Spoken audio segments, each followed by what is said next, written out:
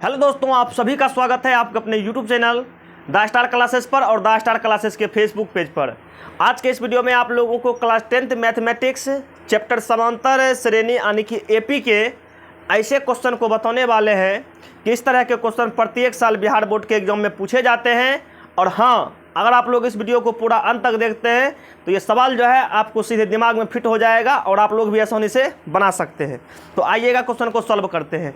देखिएगा, ये जो पहला क्वेश्चन आपका दिया हुआ है, ये क्वेश्चन बिहार बोर्ड मैट्रिक परीक्षा 2023 में पूछा गया क्वेश्चन है। और दूसरा का क्वेश्चन जो है ये बिहार बोर्ड मैट्रिक परीक्षा 2022 के एग्जाम में पूछा गया है। और तीसरा का क्वेश्चन जो है ना, क्या कहते हैं, बिहार बोर्ड मैट्रिक परीक्षा 2022 और 2023 में 2 बार पूछा गया है। और इस तरह के क्वेश्चन जो है आपके एग्जाम में बराबर पूछे जाते हैं। तो आइएगा एकदम आप लोगों को क्वेश्चन समझाते हैं। देखिए, पहला क्वेश्चन कहता है कि यदि 3y - 1 3y + 5 तथा 5y + 1 समांतर श्रेणी में है तो कहता है y का मान निकालने के लिए, यानी कि 1 2 3 ये तीनों पद जो है ना, ये तीनों पद समांतर श्रेणी में है, ठीक ना है। तो इसमें कभी x का मान कहेगा निकाले ले, कभी y का मान कहेगा निकाले ले, कभी a का मान कहेगा निकाले ले, कभी p का मान कहेगा निकाले ले। देखिए, इस तरह के जब क्वेश्चन आएगा तो आपको करना क्या है, आप लोग पहले एगो बात को समझिए।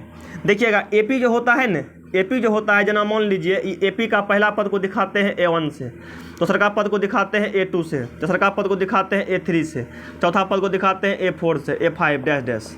अब देखिएगा, यदि कोई एपी है तो उसके लगातार 2 पदों के बीच का अंतर निकालेंगे तो हमेशा बराबर आएगा। जैसे मान लीजिए ये दोनों के बीच का अंतर निकालेंगे, यानी कि A2 - A1 और इसका अंतर निकालेंगे A3 - A2, तो दोनों आपस में क्या हो जाएगा, बराबर हो जाएगा।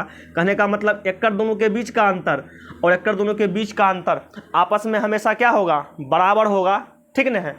जब कभी भी ऐसा क्वेश्चन मिले तो आपको क्या करना है, दूसरका पद में से पहला पद को घटा देना है बराबर, तीसरका पद में से दूसरका पद को घटा देना है। सॉल्व कर लीजिएगा, आंसर निकल जाएगा।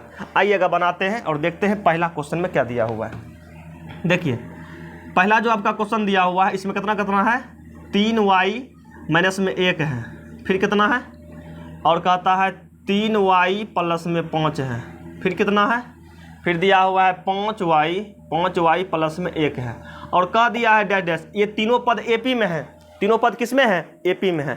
तो एपी में रहेगा तो किसी भी 2 लगातार पद के बीच का अंतर निकालेंगे तो अंतर बराबर चला आएगा। तो पहले क्या करते हैं, ये दोनों के बीच का अंतर एकरा में से एकरा घटाएंगे और एकरा में से एकरा घटाएंगे तो दोनों का अंतर बराबर आना चाहिए, यहाँ लिखेंगे। इसीलिए देखिएगा, पहले दूसरा का पद में से घटा देंगे पहला पद, यानी कि 3y + 5, दूसरा का पद में से घटा दिए हैं पहला पद, 3y - 1 हो जाएगा। अब बराबर, अब तीसरा का पद में से घटा देंगे दूसरा का पद, तीसरा का पद है 5y + 1, एकरा में से घटा देंगे दूसरा का पद, 3y + 5 हो जाएगा। बस आराम से अब क्या कीजिए, आराम से क्या कीजिए, अब इसको सॉल्व कर लीजिए। इसको सॉल्व करेंगे, देखिएगा क्या क्या हो जाएगा। इसको सॉल्व करेंगे, देखिएगा क्या हो जाएगा। तो ये आपका हो जाएगा 3y + 5 - 3y माइनस गुना माइनस करेंगे प्लस में 1 हो जाएगा बराबर में। ये आपका 5y + 1 हो जाएगा, माइनस में 3y, माइनस में कितना हो जाएगा, 5 हो जाएगा। अब देखिएगा यहाँ से क्या क्या हो जाएगा, ये 3y प्लस में है, माइनस में कहानी ख़त्म, कितना हो जाएगा, 5 1 6 बराबर। इन देखिएगा 5y में से 3 गो y जाएगा, 2 गो y बचेगा, 1 में से 5 जाएगा, बचेगा माइनस में 4। अब देखिएगा ये 4 को ले आते हैं इधर, तो 6 और प्लस में 4 बराबर हो जाएगा 2y, कितना हो जाएगा, 6 4 10 बराबर ये आपका 2y हो जाएगा। 2 कम 2 और 2 पंचे 10, तो y का मान 5 निकल गया। y का मान क्या निकल गया, 5 निकल गया। पहला का राइट आंसर हो जाएगा ऑप्शन नंबर सी।